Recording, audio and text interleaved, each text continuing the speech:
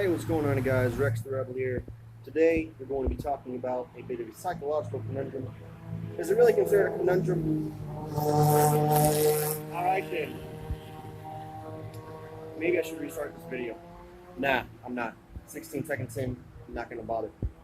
Fear of the worst. Today, I experienced a moment where I feared the worst immediately. It was my just initial conclusion to jump to. Why? I don't know.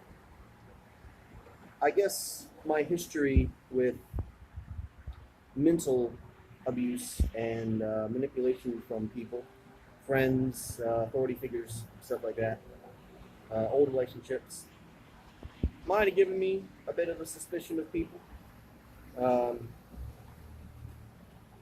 but I imagine the largest thing that has affected my mental state to where I immediately go to the furthest thing negative is that my life hasn't really gone that well. Um, and there's that old saying that if something can go wrong, it will, um, or something like that. I can't remember what exactly it is. Is that Murphy's Law? Yeah, that's Murphy's Law. If things can go wrong, they will. That's obviously not always the case, but I find that it's very common in my life. Um, so today, the situation that made me think that was I was talking to one of my friends, and she texted me. She just texted my name out of the blue. I hadn't heard from her since like last night, which I know wasn't a long time ago. It was last night, but she just said my name, and then 30 minutes later, I responded because I didn't get it initially, and then I looked at my phone and it said I had a message, and I was like, I didn't get this notification. Why? But so I responded half an hour late, and I was like, yes. What is it? And she just responds, never mind. It's not even the word never mind. It's NVM. Never. Never.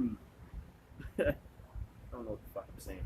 Um, and so I was like, you can't just say my name and then say never mind and not tell me what it was that was on your mind. And so I was like, tell me. And I didn't hear from her for like 2 hours. And I was confused.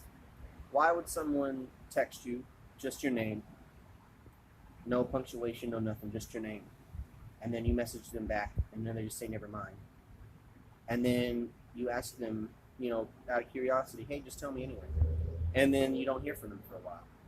And my initial conclusion was, oh my God, what if she doesn't want to be my friend anymore? She's telling me we can't hang out or talk anymore. And I don't know why I went to that. So I started thinking, why did I immediately go to the idea that my friend no longer wanted to talk to me just out of nowhere? What caused this train of thought to spiral down so quickly? I don't know. But I do know that it spiraled me into a little depression there as I was sitting at the computer watching videos, um, and I found that I couldn't enjoy them at that point because I was so fixated on what it was that had just transpired, or what lack of had just transpired between me and my friend's text conversation. And then finally, she texted back, "LOL." To my response was, you just can't, say my name and then say never mind." And then she just said LOL to that, but it took her 2 hours to do so. And then I was like, maybe nothing's wrong. But it didn't even say that I was on red. It said that she hadn't even gotten the messages for the longest time, which means that she wasn't even looking at her phone. Um, I was just very confused. But this whole video, the whole point of this video is talking about fear of the worst, that the worst thing that could happen probably will. And that gets us into the idea of whether things that we feel might happen will happen because they think that they'll happen, right? Like if you think that you might get into a car accident, you're more likely to get into it. Now, I don't know if that's true. I don't think that it is. I think that that is total nonsense.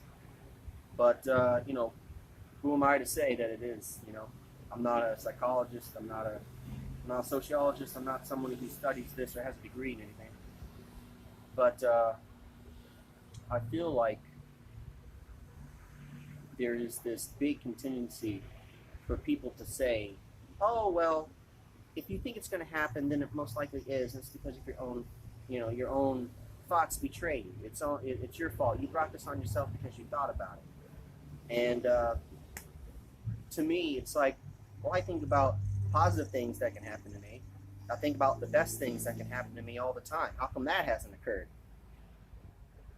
Is it only when I think about the negative things that can happen that they're going to happen to me? Why can't I choose?